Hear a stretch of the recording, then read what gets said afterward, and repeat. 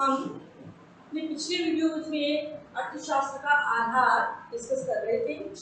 साथ ही हमने अर्थशास्त्र के आधार में आपको 2 पॉइंट बताए थे जो यहाँ लिखे हुए हैं, एक सीमित साधन और दूसरा असीमित आवश्यकता। हमने अपने पिछले वीडियो में सीमित साधन यानी कि समय और धन के संदर्भ में प्रोफेसर एडम स्मिथ के द्वारा अपनी परिभाषाओं में ये बताया था कि प्रोफेसर एडम स्मिथ ने अपनी परिभाषाओं में अर्थशास्त्र को धन का विज्ञान कहा था। क्यों कहा था? क्योंकि उन्होंने 1776 में अपनी पुस्तक लिखी थी। कौन सी लिखी थी? An inquiry into the nature of, क्या था? An inquiry into the nature and sources of wealth of nations. अपनी पुस्तक में उन्होंने कहा अर्थशास्त्र धन का विज्ञान है। यहाँ तक हमारा टॉपिक चलता आ रहा था। उसी को कंटिन्यू करते हुए हम अर्थशास्त्र का जो हमारा सीमित साधन है इसी को एक बार रिकॉल करते हैं कि इसके अंतर्गत क्या होता है कि सीमित साधन हमने बताए थे पूंजी, श्रम, भूमि, इन सब की मात्रा अगर मांग से कम हो जाती है बच्चों, मांग से कम हो जाती है, कहने का मतलब व्यक्ति बहुत सारी इच्छाएं लेकर जा रहा है बाजार में, आवश्यकताएं लेकर जा रहा है, लेकिन उसकी आवश्यकता पूरी नहीं हो रही है, इसका मतलब हमारे पास साधन सीमित है। जैसे हम उदाहरण ले सकते हैं कि अगर हमारे देश की पॉपुलेशन, सारी जनसंख्या गेहूं ही यानी कि हमारा जो मुख्य भोजन है, भोजन जो हम करते हैं वो क्या करते हैं? रोटी। अगर पूरी जनसंख्या देश की रोटी के ऊपर ही यानी हमारे अनाज के ऊपर ही निर्भर होगी तो हमारी जो उत्पादकता या उत्पादन की जो मात्रा है वो पूरी हो पाएगी। इतना बड़ा एरिया है कि हमारी पूरी जनसंख्या को अनाज उपलब्ध हो सके नहीं हो पाता। इसीलिए कुछ अलग अलग स्टेट में अलग अलग भोजन थे, यानी कुछ स्टेट में भोजन जो है भोजन का जो आधार मान रखा है वो समुद्र से मिलने वाली वस्तुएं, मछली, उनको आहार मानते हैं। कुछ केवल चावल का ही आहार मानते हैं। कुछ स्टेट्स में केवल चावल ही ज्यादा चलता है, कुछ स्टेट में मछलियों का ही भोजन होता है, कुछ स्टेट में जो चीज जहाँ उत्पादित ज्यादा होती है उसी से उसकी पूर्ति की जाती है। कहने का कि अगर हमारे देश पूरी जनसंख्या एक ही चीज पर डिपेंड है तो हमारे साधन क्या हो जाएंगे? कम पड़ जाएंगे, सीमित हो जाएंगे। तो इसी चीज का हमने वर्णन किया था हमारे पिछले वीडियोस में। बच्चों, हम आपको इस वीडियो में उसी को कंटिन्यू करते हुए बताने जा रहे हैं कि अर्थशास्त्र में जो दूसरी आवश्यकता है यानी कि आवश्यकता, असीमित आवश्यकता है, व्यक्ति की आवश्यकताएं जो है वो बहुत असीमित है। तो हम बता रहे बच्चों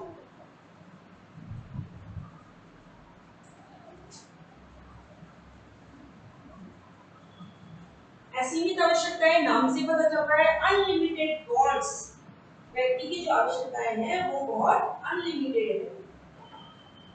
इसमें हम ये कह सकते हैं आवश्यकताओं की तीव्रता में भी भिन्नता होती है। आवश्यकताओं की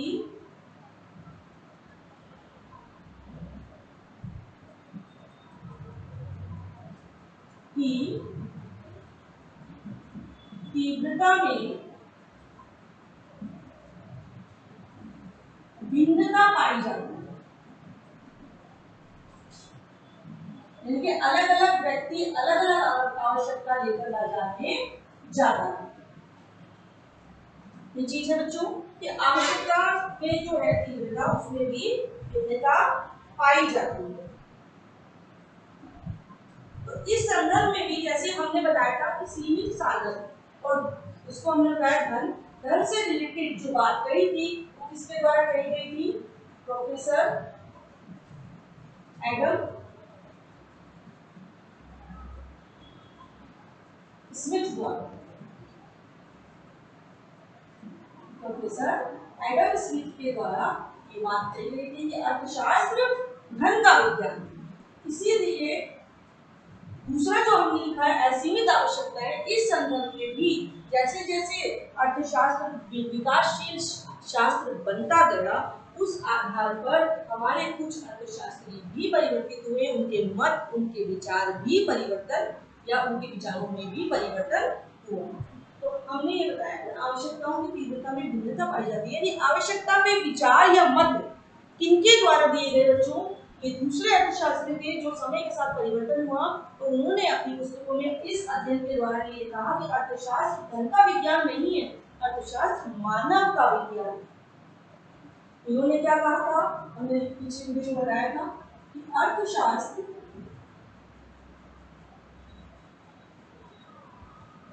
धन का विज्ञान। शॉर्ट में बता रहे, इस तरीके से आपको याद भी आ जाएगा अपना कि हाँ इसमें यही बताया था और हमने अपना जो दिया था उसके अंदर। इसके अंतर्गत हम कह सकते हैं बच्चों कि अर्थशास्त्र को धन का विज्ञान के साथ साथ उसकी असीमित आवश्यकताओं का भी वर्णन बताया है। इसमें ये कहा गया है कि मानव की आवश्यकता बहुत असीमित होती है, या हम कह सकते हैं कि मानव की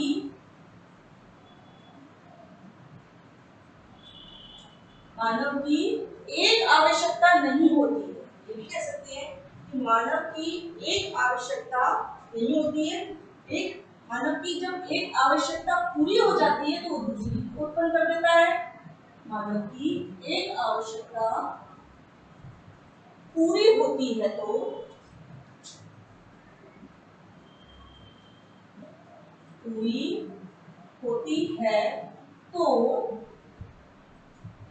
मानव की एक आवश्यकता पूरी हो जाती है या होती है तो दूसरी आवश्यकता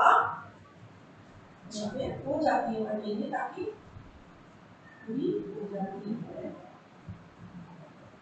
तो दूसरी आवश्यकता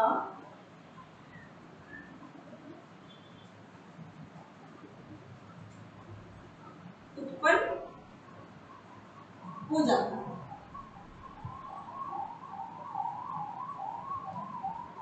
कहने का तात्पर्य बच्चों कि व्यक्ति की एक आवश्यकता पूरी होती है तो दूसरी जरूरत। जैसे हम प्रैक्टिकल में भी देखेंगे कि आपकी अगर पेरेंट्स एक आवश्यकता पूरी कर देते हैं, एक डिमांड पूरी कर देते हैं, तो आप दूसरी डिमांड शुरू कर देते हो, वो पूरी होती है, उसके बाद थोड़े दिन में कुछ दिन का गैप रखते हुए फिर आपकी दूसरी समस्या यानी दूसरी आवश्यकता उत्पन्न हो जाती है।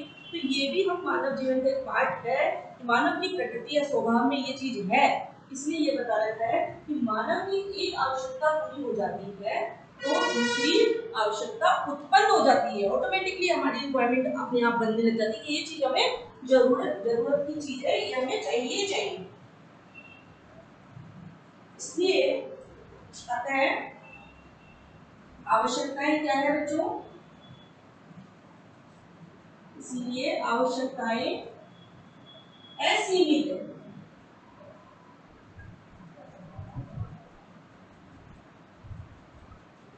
जो कि हम अपने अर्थशास्त्र का जो आधार है उसका दूसरा पॉइंट जो हम इससे करते हैं। कैसे मानव की एक आवश्यकता पूरी होने के बाद दूसरी आवश्यकता उत्पन्न हो जाती है, तो इसलिए हम कह सकते हैं कि मानव की आवश्यकताएं असीमित होती है। इसी संदर्भ में देखिए धर्म समय को कैसे प्रयोग में लिया है, इसमें कि इसका क्या यूज है वो बताया है। लेकिन आवश्यकताएं असीमित है, लेकिन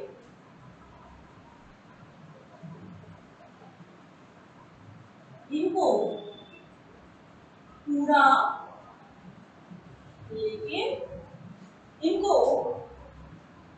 करने के साधन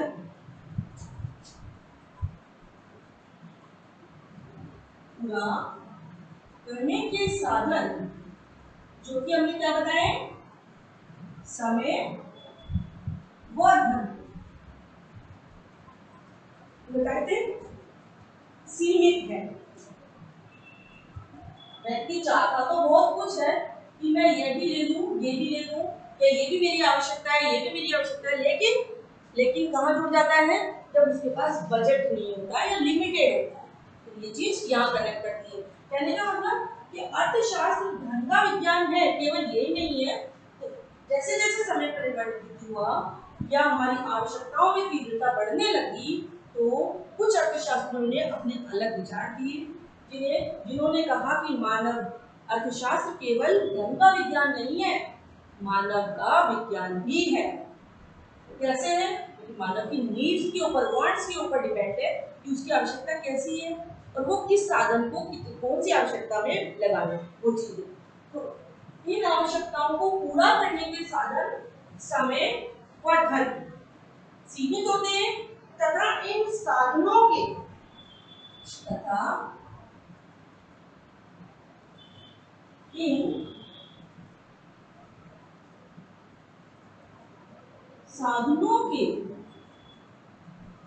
अन्य, देखिए वही चीज आ रही है जो हमने सीमित साधन में समझाया था, लेकिन मानव की आवश्यकता को ध्यान में रखते हुए इन चीजों को बता रहे हैं तथा इन सीमित साधनों के अन्य उपयोग भी होते हैं।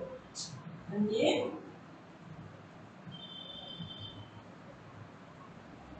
उपयोग भी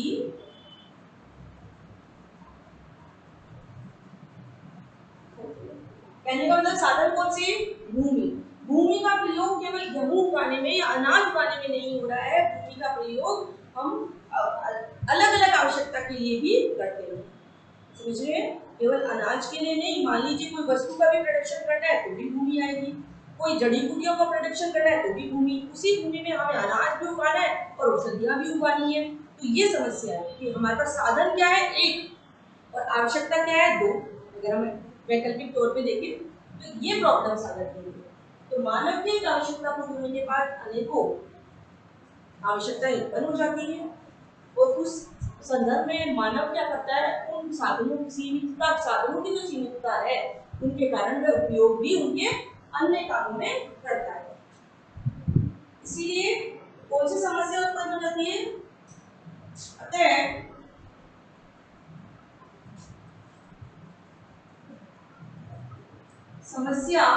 समस्या बन गई कि हम कौन सी चीज को पहले प्रायोरिटी दें या पहले प्रेफरेंस दें। तो इसलिए हम कह सकते हैं कि ये समस्या उत्पन्न हो जाती है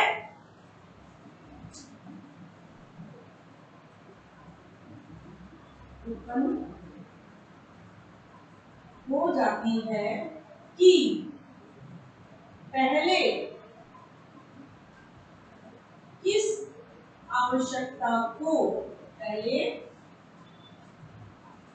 किस आवश्यकता को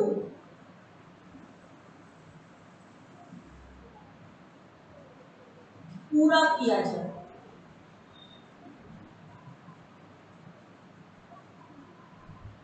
पहले किस आवश्यकता को पूरा किया जाए, तो ये समस्या उत्पन्न हो जाती है ऑटोमेटिकली, क्योंकि हमारे पास किस वजह से उत्पन्न होती है बच्चों?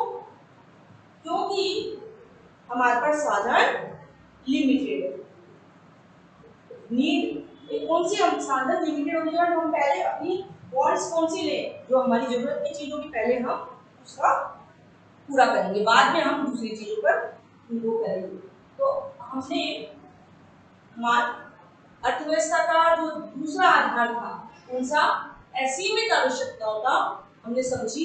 असीमित आवश्यकता क्या होती है और मानव अपनी डिमांड को या अपनी नीड्स को कैसे इसको पूरा करता है।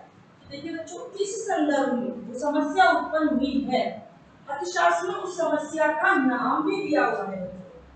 जैसे हम अभी आपको बताएंगे तो आपको ध्यान आ जाएगा कि हाँ, ये चीज तो हमारे व्यवहारिक तौर में हम देखते हैं। तो जैसे ही हम ये देखते हैं कि हमारे पास साधन कम है, यानी कि साधन सीमित साधन है और आवश्यकता ज्यादा है, तो कौन सी समस्या उत्पन्न हो रही है? इनके कारण समस्या उत्पन्न हो रही है। क्या समस्या? कि वो पहले व्यक्ति ये सोचता है कि मैं पहले कौन सी जरूरत या कौन सी आवश्यकता को पूरा करूं। इस संदर्भ में समस्या उत्पन्न हो जाती है। समझ सकते हैं? अतः इस संदर्भ में समस्या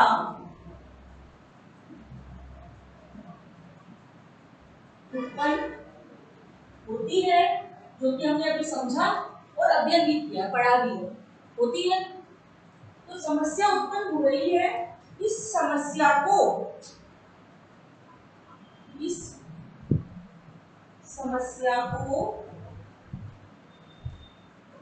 चयन की समस्या, देखिए नाम दिया गया है अर्थशास्त्र में कि इस समस्या को कौन सी समस्या कहा गया है, इस समस्या को चयन की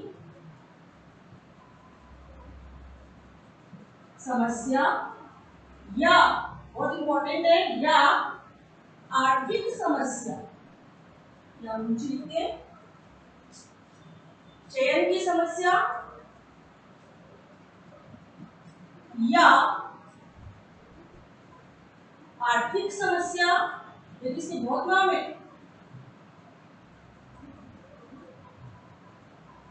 और चुनाव की समस्या।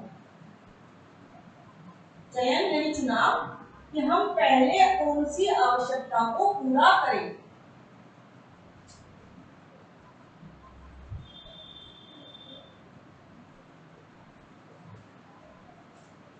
ये चीज समझ में आ गई होगी बच्चों कि जब हमारा जो है दो आधार माने, अलग अलग अर्थशास्त्रियों के अलग अलग मत के अनुसार दो आधार बन गए। पहले ने तो ये बताया कि प्रोफेसर एडम स्मिथ के द्वारा ये कहा गया अर्थशास्त्र धन का विज्ञान है, यानी कि कंक्लूजन के रूप में निकल के आया कि अर्थशास्त्र में केवल आर्थिक क्रियाओं का अध्ययन किया जाता है। लेकिन समय और वर्तमान युग को देखते हुए अर्थशास्त्र जो है एक विकासशील शास्त्र बन गया है। कैसे कि अर्थशास्त्र की जो आर्थिक क्रियाएं हैं वो स्थिर नहीं है, वो समय समय पर परिवर्तित होती है। परिवर्तन होने के कारण अर्थशास्त्र एक विकासशील शास्त्र बन गया। जो पहले केवल धन का विज्ञान कहा गया था, अब इन समस्याएं उत्पन्न होने के बाद, यानी कि व्यक्ति की या मानव की असीमित आवश्यकताएं देखने के बाद, या हमने अर्थशास्त्र में अध्ययन किया या हमारे कुछ अर्थशास्त्रियों ने इस संदर्भ में या इस संबंध में कुछ विचार प्रकट किए, तो उनके द्वारा ये कहा गया कि अर्थशास्त्र धन का विज्ञान नहीं, धन का विज्ञान तो है ही, साथ में मानव का विज्ञान है। दूसरी बात क्या जाती है, हमने ये देखी कि इस समस्या के कारण कौन सी समस्या उत्पन्न हुई, चयन की या आर्थिक समस्या। इंपॉर्टेंट बात है कि अर्थशास्त्र को धन का विज्ञान तो प्रोफेसर एडम स्मिथ के द्वारा कहा गया, लेकिन अर्थशास्त्र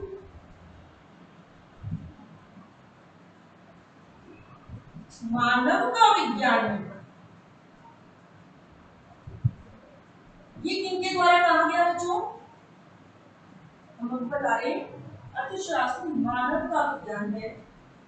ये कब परिवर्तित हुआ, जैसे जैसे अर्थशास्त्र विकासशील शास्त्र बना, अर्थशास्त्र में आर्थिक क्रियाएं परिवर्तित होती रही। समय समय पर तकनीकों का प्रयोग करके साधनों में जिस तरीके से परिवर्तन आया, उसी के आधार पर ये निष्कर्ष निकाला गया कि अर्थशास्त्र मानव का विज्ञान, धन का विज्ञान तो है ही, क्योंकि धन के बिना तो आर्थिक क्रिया संभव ही नहीं है, लेकिन मानव की आवश्यकताओं को इसके अंदर जोड़ा गया। तो ये जो है मानव विज्ञान से संबंधित परिभाषाएं जो इन्होंने दी है, उनका नाम है प्रोफेसर रॉबिन्स। प्रोफेसर रॉबिन्स ने अर्थशास्त्र में एक नया दृष्टिकोण डाला बच्चों, या नया प्रकाश डाला। इनका बहुत बड़ा रोल, पहले मुख्य जो अर्थशास्त्री हैं वो प्रोफेसर एडम स्मिथ। जहां भी धन से संबंधित कुछ नाम आता है, परिभाषा आती है, तो हम धन से बोलते हैं कि अर्थशास्त्र में धन से संबंधित जो भी ज्ञान है या जो भी हम अध्ययन करते हैं, हम किनके उससे करते हैं, किनके आधार पर, प्रोफेसर एडम स्मिथ के विचारों के या मत के अनुसार करते हैं। इन्होंने अर्थशास्त्र को धन का विज्ञान कहा। अब अंतर समझ में आ रहा होगा, जिसे हमने एक सीमित साधन के रूप में समझा कि ये जो है धन क्या है। जब प्रोफेसर रॉबिन्स ने अपने विचार दिए बच्चों, तो इन्होंने कहा कि अर्थशास्त्र मानव का विज्ञान है।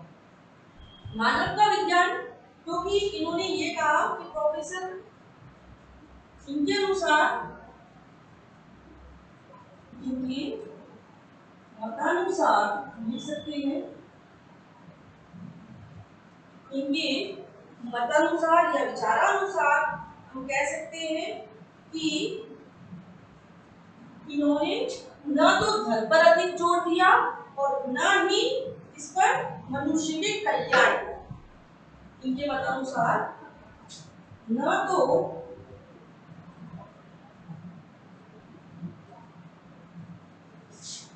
धन पर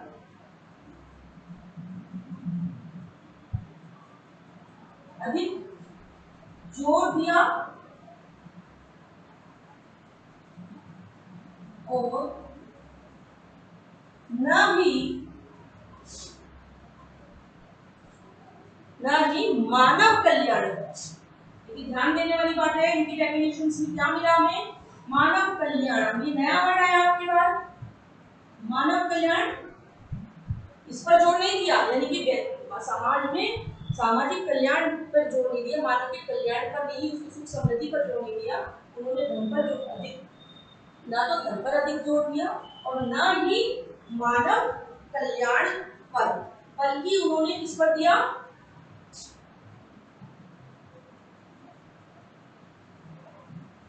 बल्कि उन्होंने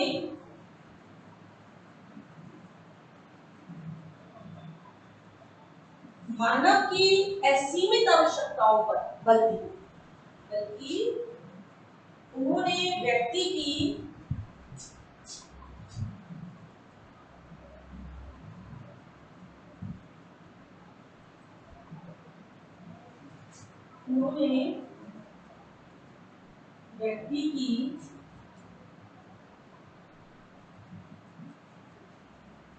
असीमित आवश्यकताएं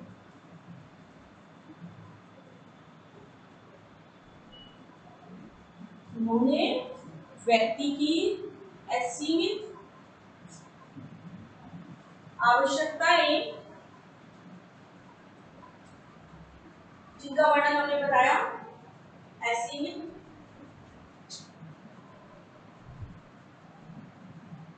आवश्यकताओं। जो इंपॉर्टेंट पॉइंट्स हम इसमें से निकालेंगे, उसमें चर्चा करेंगे के कल्याण पर, असीमित आवश्यकताओं का सीमित साधनों, अलग अलग होने के बावजूद भी कैसे एक दूसरे के पूरक हुए। ना तो धन पर जोर तो नहीं दिया उन्होंने धन पर, कि अपने केंद्र बिंदु धन को नहीं बनाया कि अर्थशास्त्र में केवल धन का ही अध्ययन किया जाता है। इन्होंने बताया कि मानव की असीमित आवश्यकताओं का सीमित साधनों से सीधा संबंध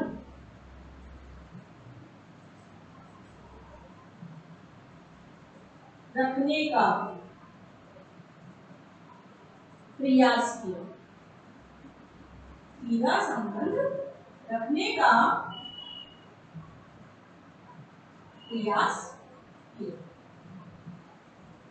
अरे बच्चों समझ में कि हमने अपनी दोनों आधार जो है, अर्थशास्त्र के दो आधार थे, सीमित साधन जिसमें हमने समय वर्धन, यानी कि सीमित साधनों का जो वर्णन किया है धन व समय का, वो हमें इनकी पुस्तकों में मिलता है, प्रोफेसर एडम स्मिथ की पुस्तकों में, जिसमें उन्होंने कहा था कि जिसमें अर्थशास्त्र का जो अर्थशास्त्र है वो धन का विज्ञान, लेकिन अर्थशास्त्र धन का विज्ञान के साथ साथ कब परिवर्तित हो गया मानव के विज्ञान में?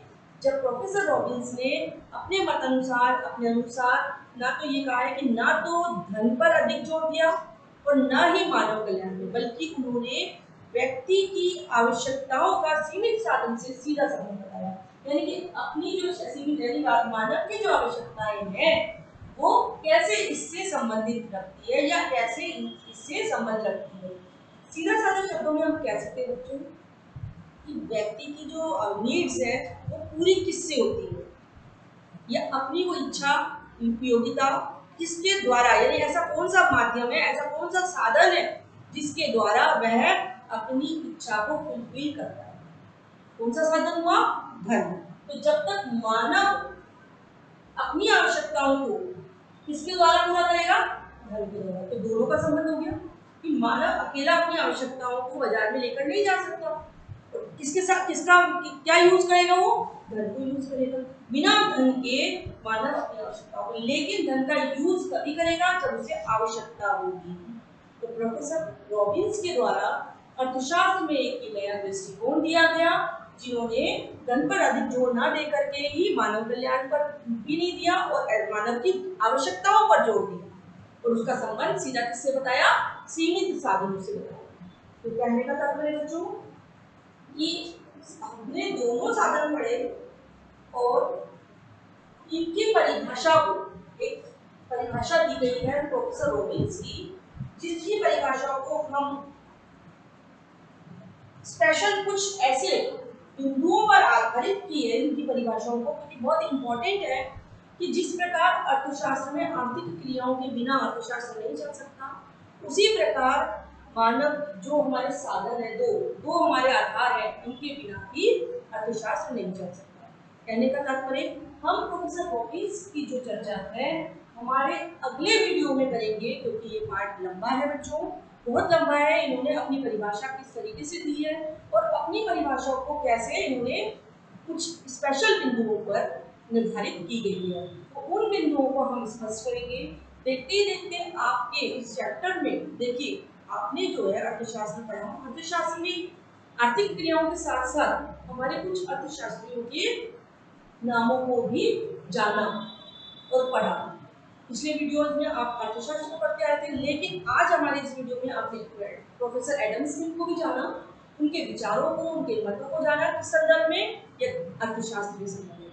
साथ में हमारे दूसरे अर्थशास्त्री प्रोफेसर रॉबिन्स, जिन्होंने एक नया दृष्टिकोण दिया अर्थशास्त्र में, उनको भी जाना, उनके विचार भी सुने और समझे कि इनके कारण ही अर्थशास्त्र के कौन से दो आधार टिके हुए हैं। इनके अनुसार ही अर्थशास्त्र में ऐसे दो आधारों को बताया जिनके कारण अर्थशास्त्र में ये चीज आवश्यकताएं असीमित होने के कारण भी धन भी इम्पोर्टेंट है और आर्थिक क्रियाएं भी इम्पोर्टेंट है। आर्थिक क्रियाएं तभी संभव हो सकती है, एक दूसरे के ऊपर डिपेंड है बच्चों, एक दूसरे के ऊपर ये सर्कल बना हुआ है कि आर्थिक क्रिया कब होगी, जब धन का। आर्थिक क्रिया क्यों करेंगे, जब बाजार में उस चीज की डिमांड बढ़ेगी, यानी उपयोगिता बढ़ेगी, या हम कह सकते हैं बाजार में उसकी आवश्यकता अधिक होगी।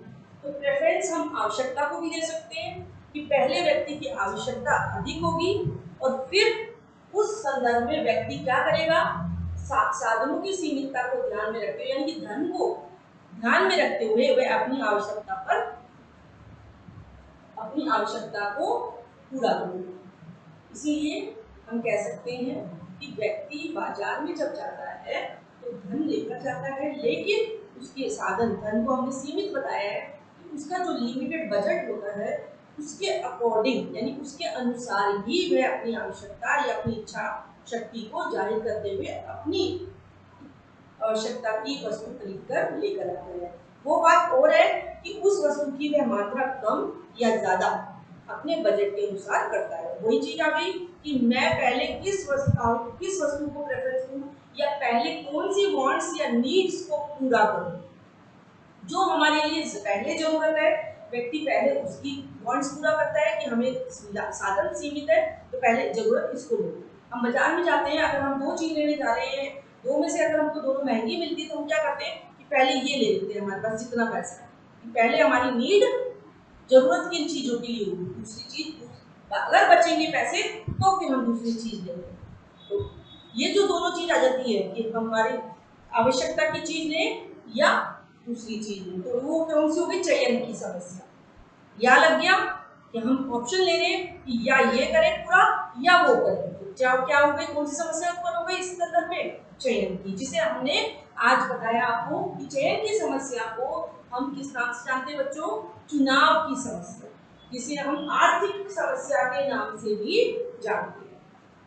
तो कहने का तात्पर्य कि हमने आज अपने इस वीडियो में आर्थिक समस्या यानी कि चयन की समस्या को समझा। चयन की समस्या कब उत्पन्न होती है, जब हमारे ये दो आधार होते हैं तो हमारे पास कौन सी समस्या उत्पन्न हो जाती है, चयन की, यानी कि हमारे असीमित आवश्यकताओं के कारण हमारे पास समस्या चयन की उत्पन्न हो जाती है, जिन्हें हम आर्थिक समस्या के नाम से भी जानते हैं। ये चीज हमारे आज इस वीडियो में आपने पढ़ी।